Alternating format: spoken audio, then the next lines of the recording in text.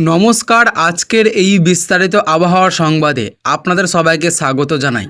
আজকের এই প্রতিবেদনে আমরা পশ্চিমবঙ্গের সার্বিক আবহাওয়ার পরিস্থিতি, উত্তরবঙ্গ ও দক্ষিণবঙ্গের বিভিন্ন জেলার সম্ভাব্য আবহাওয়া, কোথায় ভারী বৃষ্টির সম্ভাবনা বেশি, কোথায় বজ্র বিদ্যুৎ সহ ঝড় হতে পারে, তাপমাত্রার পরিবর্তন, বাতাসে আর্দ্রতা এবং আগামী কয়েকদিনের সম্ভাব্য আবহাওয়ার চিত্র নিয়ে বিস্তারিত আলোচনা করব।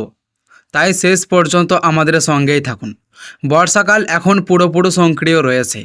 বঙ্গোপসাগর থেকে প্রচুর পরিমাণে জলীয় বাষ্প রাজ্যের দিকে প্রবেশ করেছে। এর ফলে পশ্চিমবঙ্গের অধিকাংশ জেলায় আকাশ আংশিক থেকে সম্পূর্ণ মেঘলা থাকতে পারে।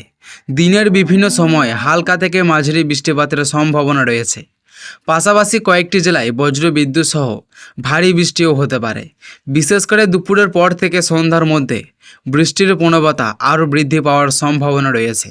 প্রথমেই উত্তরবঙ্গের দিকে নজর দেওয়া যাক। দার্জিলিং, কালিম্পং, জলপাইগুড়ি, আলিপুরদুয়ার, কোচবিহার, উত্তর দিনাজপুর, দক্ষিণ দিনাজপুর এবং মালদা জেলার বিভিন্ন এলাকায় দিনের বিভিন্ন সময়ে মাঝারি থেকে ভারী বৃষ্টিপাতের সম্ভাবনা রয়েছে। পাহাড়ি এলাকায় কোথাও কোথাও ঘন কুয়াশা দেখা যেতে পারে। টানা বৃষ্টির কারণে পাহাড়ি রাস্তায় চলাচলের সময় অতিরিক্ত সতর্কতা অবলম্বন করা প্রয়োজন। নদী ও ঝর্ণার জলস্তর কিছুটা বৃদ্ধি পেতে পারে, তাই স্থানীয় প্রশাসনের নির্দেশিকা মেনে চলাই সবচেয়ে নিরাপদ সিদ্ধান্ত। এবার দক্ষিণবঙ্গের আবহাওয়ার দিকে আসা যাক। কলকাতা, হাওড়া, হুগলি, উত্তর 24 পরগনা, দক্ষিণ 24 পরগনা, পূর্ব মেদিনীপুর, পশ্চিম মেদিনীপুর, নদিয়া, মুর্শিদাবাদ, পূর্ব বর্ধমান, পশ্চিম বর্ধমান, বীরভূম, বাঁকুড়া, পুরুলিয়া এবং ঝাড়গ্রাম জেলার বহু এলাকায় দিনের বিভিন্ন সময়ে বৃষ্টির সম্ভাবনা রয়েছে। কোথাও হালকা, কোথাও মাঝারি এবং বিচ্ছিন্নভাবে কয়েকটি এলাকায় ভারী বৃষ্টিও হতে পারে। বজ্রবিদ্যুতের সঙ্গে ঘন্টায় 60 থেকে 70 কিলোমিটার বেগে দমকা বাতাস বইতে পারে।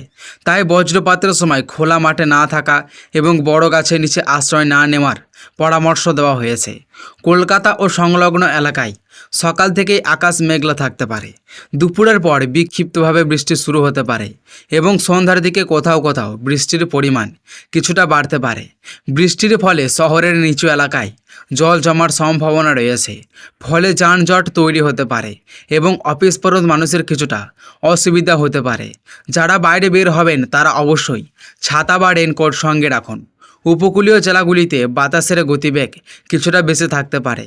পূর্ব মেদিনীপুর ও দক্ষিণ 24 পরগনার উপকূলবর্তী এলাকায় মাঝে মধ্যে দমকা হাওয়া বইতে পারে। সমুদ্র তুলনামূলকভাবে উত্তাল থাকতে পারে, তাই মৎস্যজীবীদের সমুদ্রে যাওয়ার আগে সর্বশেষ আবহাওয়ার সতর্কবার্তা জেনে নেওয়া উচিত। প্রয়োজনে স্থানীয় প্রশাসনের পরামর্শ মেনে চলুন। তাপমাত্রার দিক থেকে খুব বড় পরিবর্তনের সম্ভাবনা নেই, তবে বৃষ্টির কারণে দিনের সর্বোচ্চ তাপমাত্রা কিছুটা কম অনুভূত হতে পারে। অন্যদিকে বাতাসে আর্দ্রতার পরিমাণ অনেকটা বেশি থাকায় অনেক এলাকায় ভ্যাপসা গরমের অনুভূতি বজায় থাকবে। তাই পর্যাপ্ত পরিমাণে জল পান করুন এবং দীর্ঘ সময় রোদে থাকলে শরীরের যত্ন নিন। কৃষকদের জন্য এই সময় আবহাওয়া অত্যন্ত গুরুত্বপূর্ণ। যেসব এলাকায় ধান রোপণের কাজ চলছে সেখানে এই বৃষ্টি উপকারী হতে পারে। তবে অতিরিক্ত বৃষ্টির ফলে যদি জমিতে জল জমে যায় তাহলে দ্রুত নিষ্কাশনের ব্যবস্থা করা উচিত। বজ্রপাতের সময় মাঠে কাজ না করাই নিরাপদ। আগামী 24 থেকে 48 ঘন্টায় রাজ্যের বিভিন্ন জেলায় বৃষ্টির প্রবণতা অব্যাহত থাকতে পারে। কোথাও হালকা, কোথাও মাঝারি এবং কিছু এলাকায় ভারী বৃষ্টিপাতের সম্ভাবনা রয়েছে।